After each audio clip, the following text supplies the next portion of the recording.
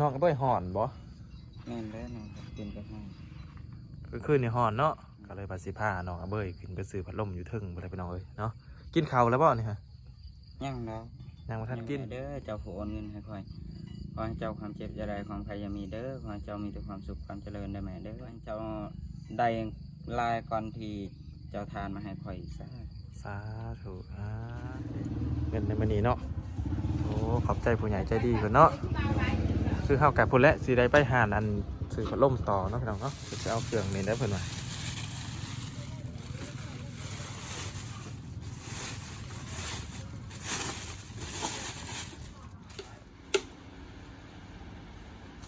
เป็นนายพานบ่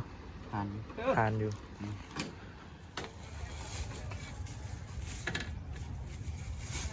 ปิ้งไก่บ่มื้อนี้ปิ้งไก่กับไปยังก่อนนะของแป้งนะโอ้ยมากระต๊อบนะฮะโอ้คนที่มาซอยมางกระต๊อบมานะฮะแม่นเข้าป่านี่พิษกัน2 คนฮะเข้าป่านี่กินนี้ยังกระแสบเนาะญาติกันกิน2 คน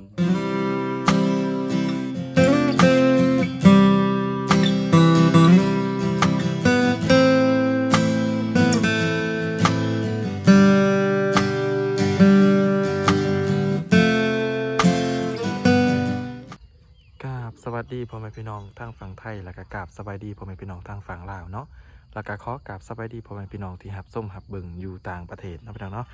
ยินดีต้อนรับทุกท่านเข้าสู่ช่อง YouTube บ่าวลาหน่อยที่เก่าเนาะทุกคนเนาะโมนิกาบ่าวลาหน่อย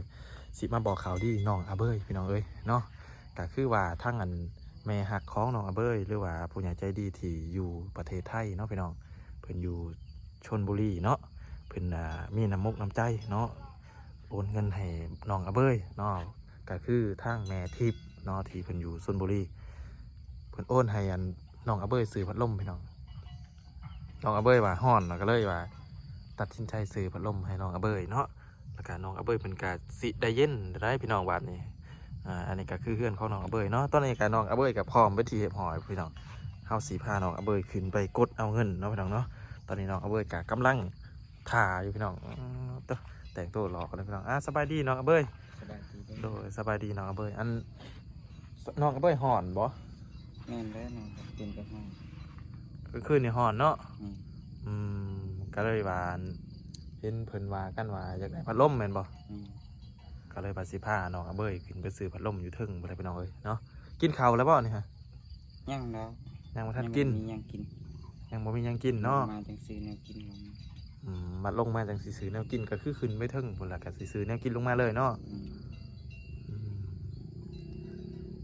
ไปน้องอาเบยขอสิไปพี่น้องให้น้องอาเบยขอบใจอันผู้ใหญ่ใจดีเพิ่นก่อนเนาะเอาขอบใจผู้ใหญ่ใจดีเพิ่นเนาะน้องอาเบยใจได้แม่เด้อเจ้าผู้โอนเงินให้ค่อยขอให้เจ้าความเจ็บอย่าได้ความใครอย่ามีเด้อขอให้เจ้ามีแต่ความสุขความเจริญได้แม่เด้อขอให้เจ้าได้ลายก่อนที่เจ้าทานมาให้ค่อยซะสาธุนี่ล่ะพี่น้องเฮาก็จะได้เดินทางขึ้นไปพุ่นแล้วพี่น้องไปมื้อตลาดพุ่นแล้วเนาะโอ้ทางก็ยากเติบได้พี่น้องเนาะพุ่นแล้วไปเบิ่งกันอยู่ตลาดต่อพี่น้องไปใช่ผู้เจ้าลุงเอาซื่อๆได้เนาะไปเมื่อพุ่นแล้วผู้เจ้าก็อยู่ในพุ่นแล้วพี่น้องเพิ่นกำลังไปเอาเงินให้เฮาอยู่เนาะตลาดพี่น้องเอ้ย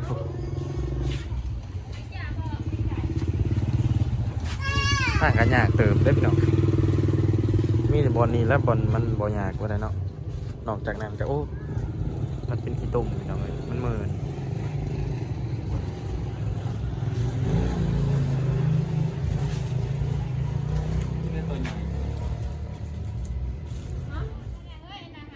ได้เงินไปที่แฮมฮอยพี่น้องกะเฮากะสีหมอบให้น้องกระเบยเนาะแล้วก็ไปเบิ่งน้องกระเบยซื้อผัดหลอกผัดล่มเนาะแล้วก็ของอยู่ของกินเพิ่นเนาะน้องกระเบยเงินในมื้อนี้เนาะโอ้ขอบใจผู้ใหญ่ใจดีเพิ่นเนาะคือเฮากับพุ่นและสิได้ไปหาอันซื้อพัดลมต่อเนาะพี่น้องเนาะ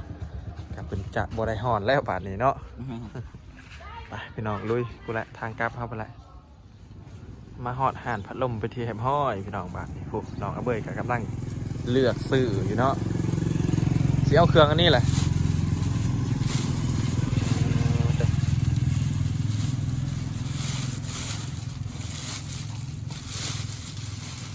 จะเอาเครื่องนี้ได้เพิ่นว่า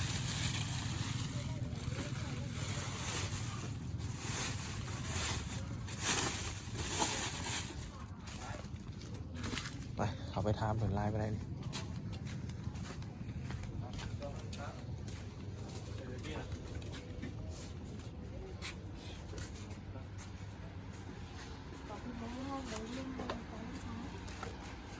กำลังร้องพี่น้อง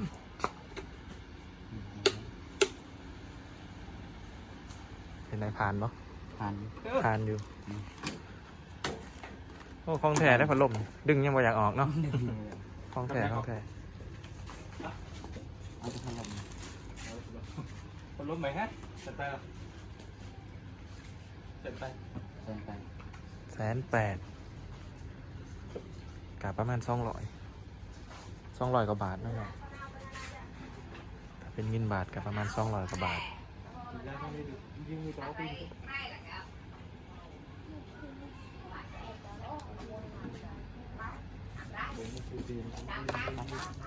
ไปใช้ต่อวันนี้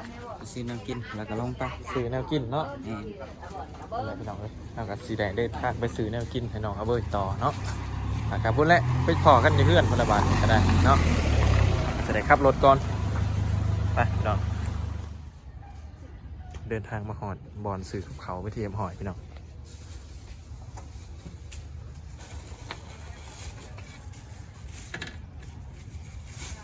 ปิ่งไก่บ่มื้อนี่ปิ่งไก่กับไปยังก่อนนะหมักแป้งนะซื้อปิ่งไก่กับหมักแป้งเนาะไปค่าปิ่งลายไปได้เนี่ย ปิงสิ ปิ่งละ10บ่ปิ่งละ10,000พี่น้อง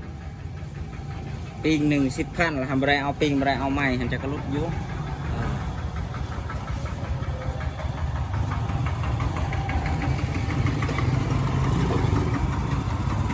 รถมันกำลังสิไปผ่านเขา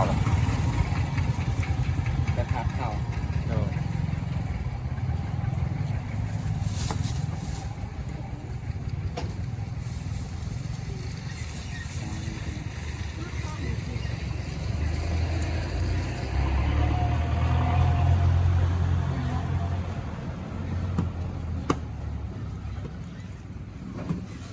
อันนี้เหรอ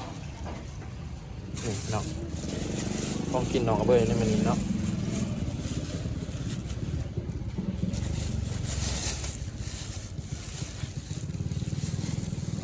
พร้อมยัง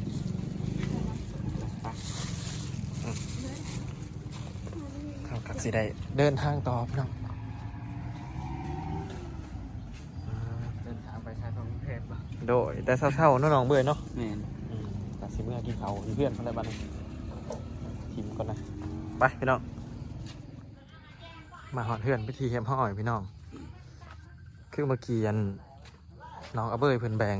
ให้แก้วทุ่งนึงน้ำหมักแตกเนาะแล้วก็ปีงไก่ปีงนึงเพิ่นแบ่งให้ไอ้แก้วนะพี่น้องก็คือเฮาเพิ่นน่ะไปจอดรถอยู่เพื่อนไอ้แก้วคนละเมื่อกี้พี่น้องเอ้ยถ้าก็สิเขาไปเบิ่งน้องเอาเบยต่อเนาะถ่าย FC เบิ่งพี่น้องเอ้ยเนาะเพื่อนนั้นบอลอันนี้ก็เพิ่นจะได้เก็บได้พี่น้องเด้อเนาะเพิ่นจะได้เก็บวันนี้ฝนบ่ตกแล้วก็เพิ่นน่าจะได้เก็บแล้วเพราะว่ามันบ่เปียกแล้วเนาะส่วนเก็บแล้วสิไปใบใส่หันแล้วเฮาจังสิคนขวายเทื่อนึงเนาะพี่น้อง FC หลายคนก็อยากเบิ่งเนาะเก็บแล้วก็จะสิไปใบใส่กะพุ่นแหละน่าจะเป็นตารางเฮือนพี่น้องเนาะน่าสิเป็นตารางเฮือนพุ่นนี่แหละ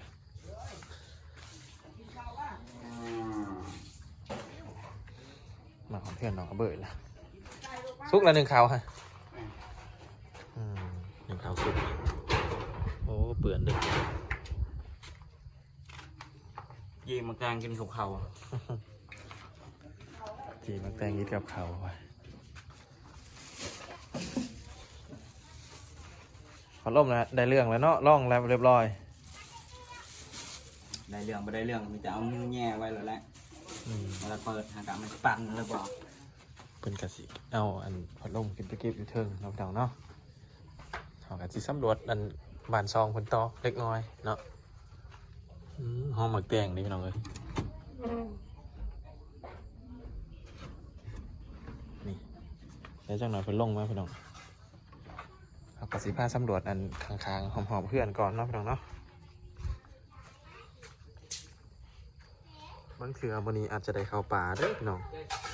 บางเถื่อสิได้เข้าป่าก็น้องกระเบยเด้อมันนี่เพราะว่าฝนมาตกแล้วนี่พี่น้องเลยเพื่อนน้องกระเบยพี่น้องโอ้อันนี้หนักประดิษฐ์สร้างตัวนี้เนาะเวลาฝนตกมาพี่น้องมันสิไหลลงไปใส่อันนั้นใส่กระถางอะดิมันสิไหลลงไปใส่อันกระตุกเนาะเขานี่มันเป็นห้องน้ำพี่น้องห้องน้ำไหลก็แมน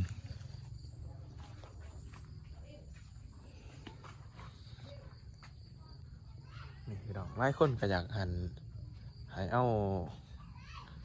ล้างค่ามาต่อเติมนั่นนี่เนาะพี่น้องเนาะในคันได้นี่เนาะคันเป็นไปได้ก็อยากต่อเติมให้อะไรพี่น้องเลยเนาะก็ต้องฟังไปเรื่อยๆเนาะเขากะสรุปบ่ได้พี่น้องเลยเต่าเพิ่นกับมูลอุยปุ๋ยบันเทิงศิลป์เป็นทีเทมหอยพี่น้องคนแรกคันเพิ่นบ่ได้ไปปักเซ่กะเพิ่นจะได้ซ่านต่อเนาะถ้าเพิ่นได้ไปแล้วเพิ่นกะสิยุติ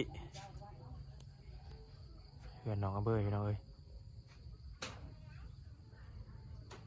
น้องอเบยกำลังขึ้นไปลองพัดลมอยู่เทิงตอนนี้เนาะเอากระสีพาพี่น้องเลาะเบิ่งหอมๆเพื่อนก่อนเลาะเบิ่งกันเครื่องปลูกของฟังเพิ่นเนาะเพิ่นขึ้นไปเฮ็ดธุระเพิ่นอยู่เทิงนั่นแหละพี่น้องมักนาวนี่ก็ใหญ่ขึ้นคู่มือเลยพี่น้องนี่มักนาวใหญ่ขึ้นคู่มือเลยเด้อแบบบ่ต้องหดน้ำก็ได้พี่น้องเอ้ยเพราะว่าฝนนั่นตกหดให้อยู่แล้วเนาะ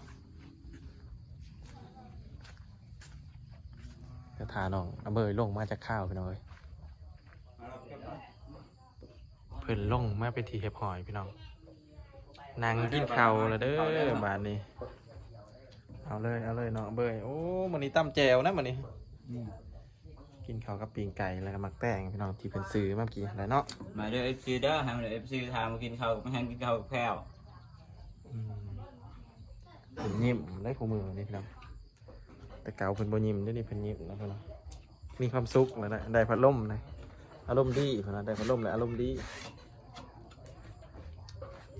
สิเบิ่งเพิ่นกินข้าวไปเรื่อยๆพี่น้อง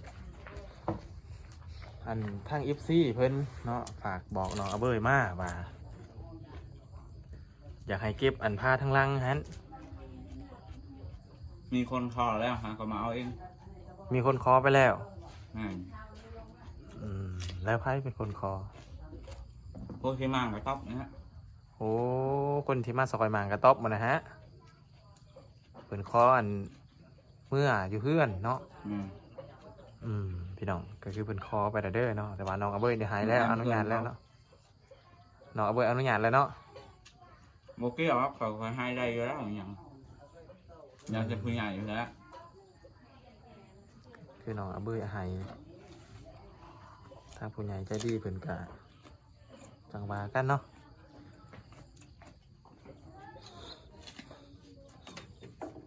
ใช้หน้าบ่าวบัวอยู่ใช้หน้าบ่าวบัวแล้วเฮ็ดอยู่ใช้หน้าล่ะโบจักนะเพราะเคยเอากระเทือ บ่าวบัวเพิ่นก็ไปเกี่ยวเข่าเนาะพี่น้องเนาะหลายคนก็ว่าอยากให้น้องอเบยไปเกี่ยวเข่าซอยบ่าวบัวเด้เนาะบ่รู้จักทางไปอีกพี่น้องกันผู้ใดติดต่อบ่าวบัวได้การถักมาหาไหนเด้อเนาะให้เพิ่นถักมาหาเฮาแน่เนาะบางเทื่อสิส่งน้องอเบยไปเกี่ยวเข่าซอยเพิ่นพอได้ข้าวได้น้ำกินเล็กๆน้อยๆเนาะพี่น้องบรรยากาศดีเนาะมื้อนี้น้องเบยแดดดีมื้อนี้เขาไปกินข้าวป่าบ่เนาะพาน้องอเบยไปหากินข้าวป่าบ่พี่น้องเอ้ย ห่อแก้วไปเพื่อนหอมขนาดเนาะ แม่นนี่ วันหอดป่ายังกระแซบนะ ข้าวป่าแม่นข้าว ตอน ป่า นี้เนี่ยพิษกัน2 คนฮะ ข้าวป่านี่กินนี่ยังกระแสบเนาะ งัดกันกิน2 คน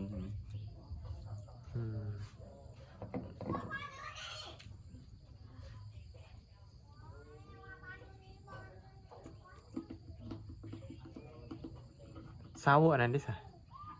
เสาตั้งอยู่ฮะเสาเสาที่นอนอยู่ฮะนะ จักละมันเรือจัง โอ้มันเรือจะเคลื่อนนะ เรือแต่อันเดียวแหละ นึกว่าสิมาเห็ดอันเกาะ ตื่นบ่แม่นเนาะอืม เลยไปเอาเหลี่ยวสิกะไปครับ นึกว่าสิมาอันต่อเติมหั่นนะ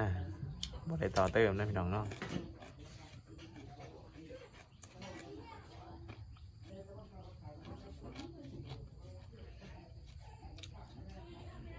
กินก็เป็นตาแสบไปแล้วพี่น้อง14ทุกคนกินข้าวนั่นเนาะเอาเบ้ยเด้อต้องบ่ละหน่อยก็นางทาก่อนตอนไหนจะกินน้ำหลัง กินก้อนแบบกูกินก้อนจนอิ่มเลยยังว่ากินก้อนอยู่ พอแห้ง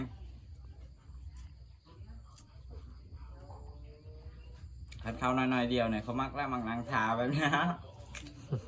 กินหมดแล้วก็อยู่เท่า อืม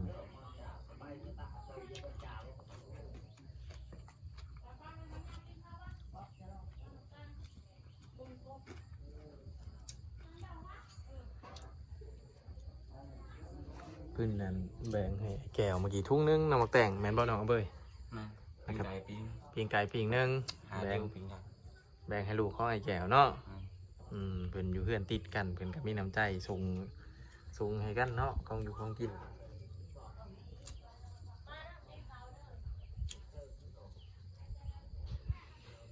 กินข้าวปลาดอยปะ กินข้าวพวกเราดอย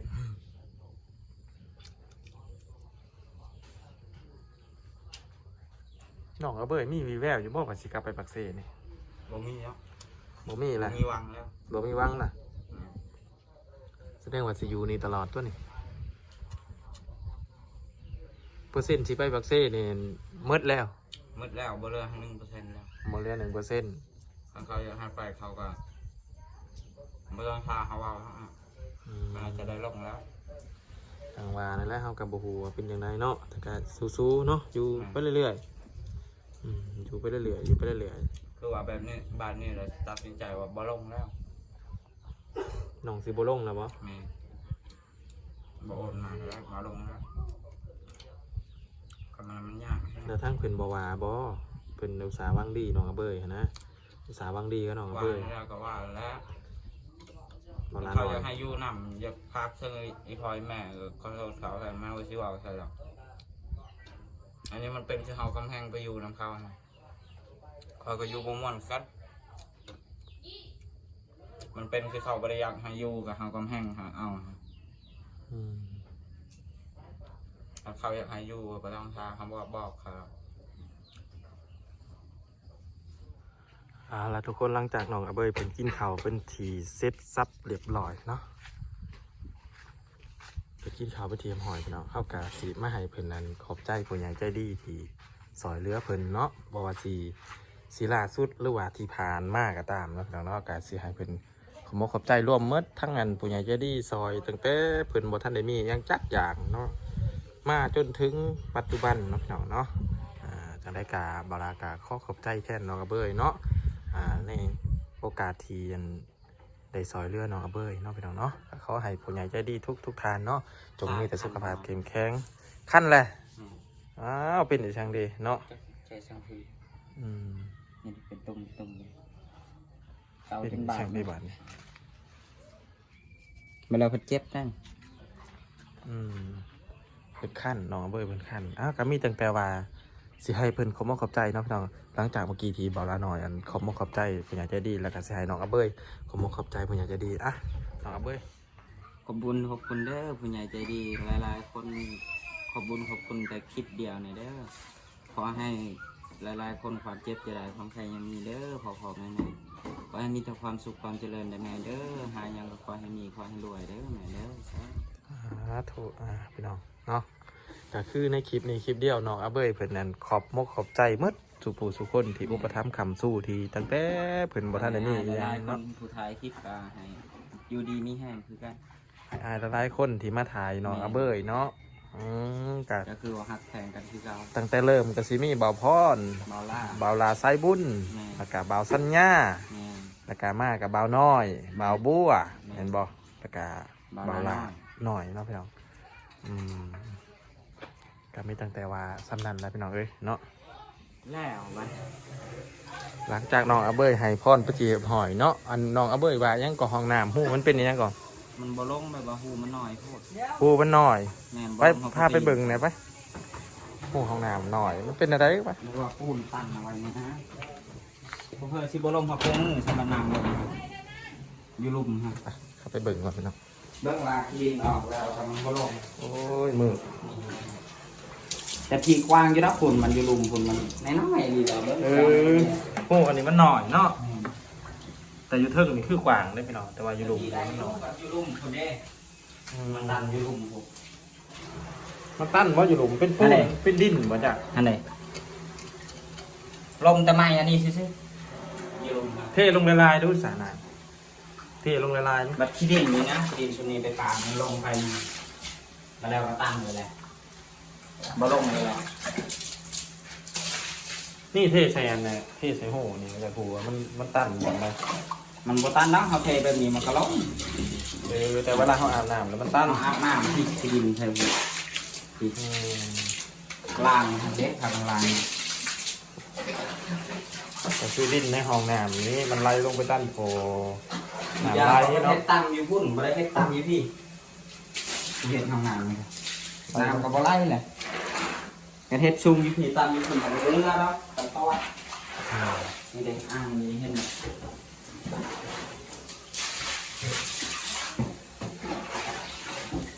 น้ำหนองเอาเบยอันหูทอน้ำไหลหนองเอาเบยตั้นพี่น้องออกแล้วมันออกก่อนทำอันนี้เป็นไรเอาเลย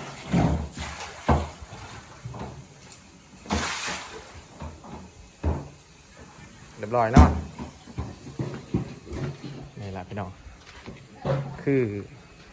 ในคลิปนี้กาสิบ่มีหยังเนาะมีตั้งแต่อัน